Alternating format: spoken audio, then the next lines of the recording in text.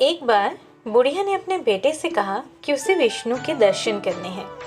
तो बेटे ने बुढ़िया को समझाया कि विष्णु भगवान के दर्शन करना इतना आसान नहीं है। उसके लिए जंगलों में जाना पड़ता है, सालों साल तपस्या करनी पड़ती है। तो बुढ़िया ने कहा कि अच्छा ये बात है, तो मैं भी जंगल जाऊंगी और तपस्या करूंगी, लेकिन विष्णु जी के दर्शन जरूर करूंगी। ये कहने के बाद बुढ़िया जंगल की तरफ निकल गई। उसको विष्णु के दर्शन करने थे, इसलिए उसने सोचा कि मैं अब विष्णु के दर्शन किसी भी तरह करके ही रहूंगी। जब वो जंगल की तरफ जा रही थी तो उसे एक और बुढ़िया मिली। उसने पूछा कि बहन तुम कहाँ जा रही हो?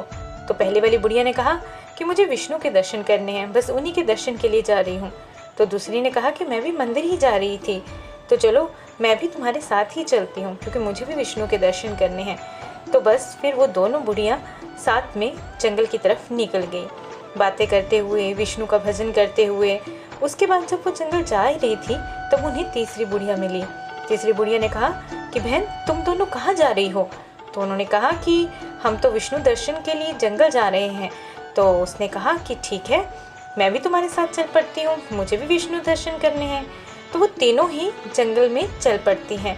जब वो तीनों जा रही होती हैं तो जो सबसे तीसरी वाली बुढ़िया थी, सबसे बाद में मिली थी, उसको एक सोने की गठरी मिलती है। उसकी नज़र उस गठरी पर पड़ती है, वो गठरी उठाती है और चलने लग जाती है। वो कहती है कि विष्णु भगवान जी, आपने तो मेरी मनोकामना यहाँ ही पूरी कर दी, अब दर्शन करने का क्या फ़ायदा, आपने तो मेरी पहले ही सुन ली। तो वो गठरी उठाकर चल पड़ती है।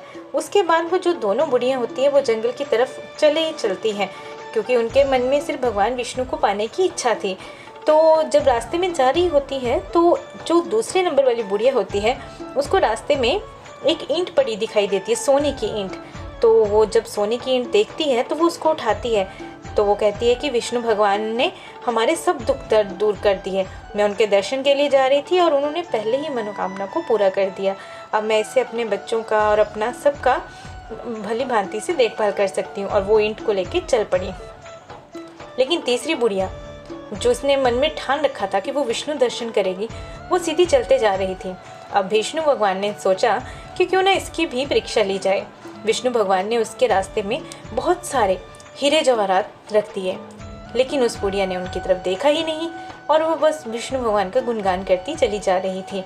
फिर विष्णु भगवान ने उसकी परीक्षा लेने के लिए बहुत सारी बिजली बरसात करनी शुरू कर दी, लेकिन वो किसी चीज़ से भी डरी नहीं और वो चलती गई। ये सब देखकर विष्णु भगवान जी बहुत खुश हो गए और विष्णु भगवान स्वयं उसके सामने आए।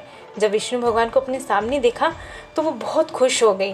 विष्णु भगवान ने कहा कि मैं तुम्हारी भक्ति से खुश हूँ, बताओ तुम्हें क्या चाहिए? उसने कहा मुझे तो बस आपके दर्शन ही चाहिए थे, अब मुझे आपके दर्शन हो गए, अब मुझे मोक्ष चाहिए, अब मुझे जीने की और इच्छा नहीं है क्योंकि मेरी जो इच्छा थी वो पूरी हो चुकी है। तो विष्णु भगवान ने स्वयं रथ लाकर उस बुढ़िया को खुद स्वर्गलोक पहुंचाया। तभी तो कहते हैं कि भगवान भी उन्हीं का बेड़ा पार लगाते हैं जो लोग भगवान के ऊपर अपना हक जमाते हैं।